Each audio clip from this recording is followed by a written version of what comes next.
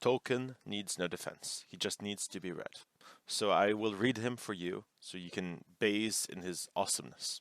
I sit beside the fire and think of all that I have seen, of meadows, flowers, and butterflies in summers that have been, of yellow leaves in gossamer, and autumn that they were. In the morning mist and silver sun, and the wind upon my hair, I sit beside the fire and think of how the world will be when winter comes without a spring that I shall ever see. For still there are so many things that I have never seen. In every wood, in every spring, there is a different green. I sit beside the fire and think of people long ago, and people that will see the world that I shall never know. But all the while I sit and think of times there were before. I listen for returning feet and voices at the door. Now from the Lord of the Rings. At that moment Gandalf lifted his staff, and crying aloud he smote the bridge before him. The staff broke asunder and fell from his hand. A blinding sheet of white light sprang up. The bridge cracked.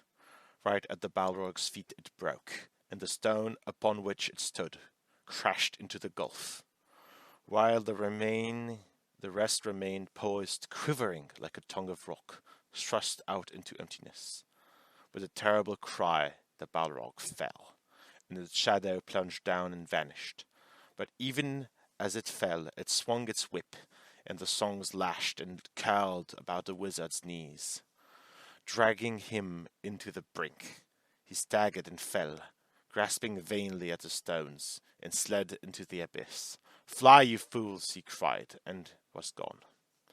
The fire went out, and the black darkness fell. The company stood rooted with horror, staring into the pit. Even Aragorn and Boromir came flying back.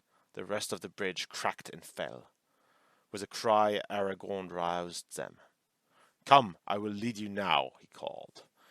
"We must obey his last command. Follow me." They stumbled wildly up the great stairs beyond the door, Aragorn leading, Boromir at the rear. At the top was a wide, echoing passage. Along this they fled. Frodo had Sam at his side weeping, and then he found out that he himself was weeping as he ran. "Doom!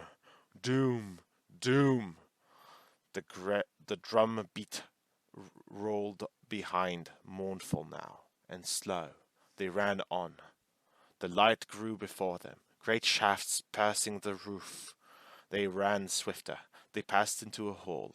Bright was daylight from the high windows in the east. They fled across it. Through a huge broken door they passed, and suddenly, before them, the great gates opened.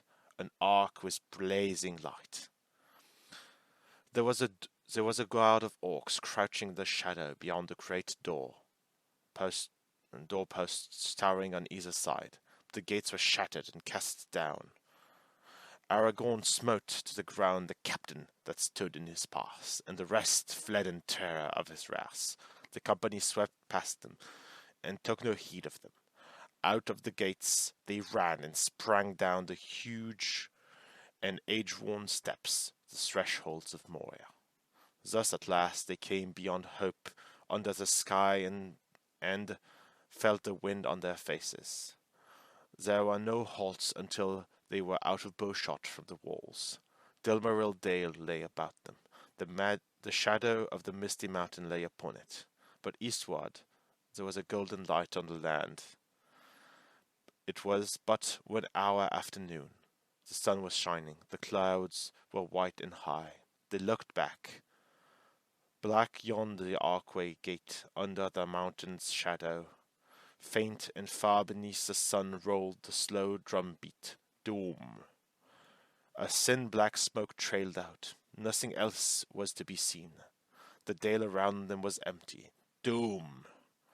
Grief at last wholly overcame them, and they wept long, some standing in silence, some cast upon the ground. Doom! Doom! The drum beat failed. "Alas, I fear we can stay here no longer," said Aragorn. He looked towards the mountain and held up his sword. "Farewell, Gandalf," he cried. Did I not say to you, if we pass the doors of Moria, beware? Alas, that I spoke true. What hope have we without you? He turned to the company. We must do without hope, he said. At least we may yet be avenged. Let us gird ourselves and weep no more. Come, we have a long road and much to do. They rose and looked about them. Northward the dale ran up into a glen of shadows between the great arms of the mountain. Above, the three white peaks were shining. Celadil, Faningol, Caladras, the mountains of Moria. At the head of the glen a torrent flowed with a white lace over the endless ladder of short falls, and a mist of foam hung in the air about the mountain's feet. Now on the dwarfs.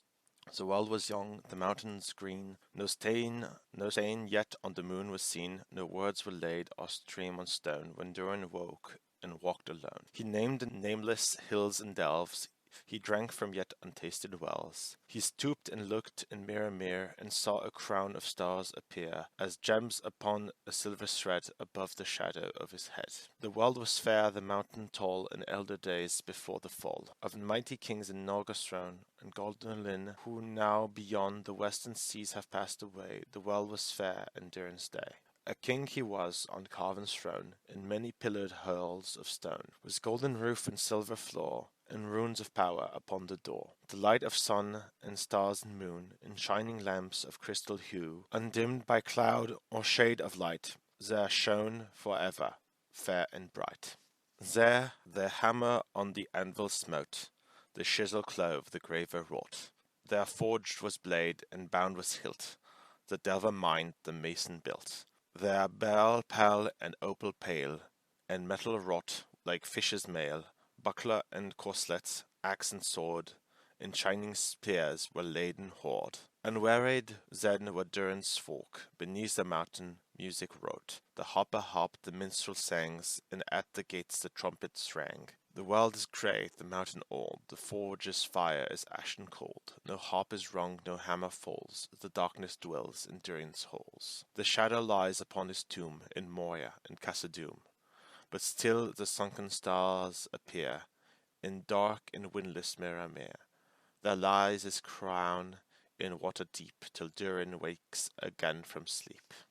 Of Lorien, at the hill's foot Frodo found Aragorn, standing still and silent as a tree, but in his hand with a golden bloom of Elanor, was a light in his eyes. He was wrapped in some fair memory, and as Frodo looked at him, he knew that he beheld things as they once had been, in the same place, for the grim years were removed from the face of Aragorn, and he seemed clothed in white, a young lord, tall and fair, and he spoke words in the elvish tongue to one whom Frodo could not see. Arwen Vanimelda Namarie, he said, and then he drew a breath, returning out of his thought. He looked at Frodo and smiled. Here is the heart of all elvendom on earth, he said, and here my heart dwells ever, unless there be a light beyond the dark roads that we still must tread, you and I. Come with me. And taking Frodo's hand in his, he left the hill of Seren Amros, and came there never again as a living man. Of the battle of Minas Tirith. Then the black captain rose upon his stirrups, aloud in a dreadful voice, speaking in a forgotten tongue, words of power and terror, to rend both heart and stone. Thrice he cried, thrice the great ram boomed, and suddenly upon the last stroke, the gate of Gondor broke, as if stricken by some blasting spell. It burst asunder. Then was a flash of searing light, and the door tumbled in riven fragments to the ground. Then the Lord of the Nazgul, a black shape against the fires beyond, he loomed up, grown to a vast menace of despair. In rode the Lord of the Nazgul, under the archway that no enemy ever yet had passed, and all fled before his face, all save one. There waiting, silent and still, in the space beyond the gate, sat Gandalf upon Shadowfax. Shadowfax, who alone among all the free horses of the earth endured the terror. Unmoving, steadfast as a graven image of Wrath Dinin. "You cannot enter here," said Gandalf, as the huge shadow halted.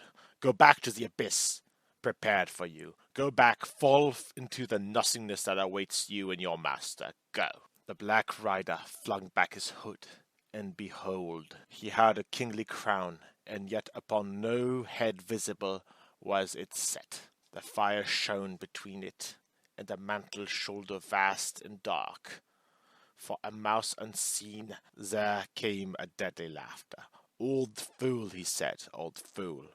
This is my hour. Do you not know death when you see it? Die and cast in vain." And then, with that, he lifted high his hand, and flame ran down his blade.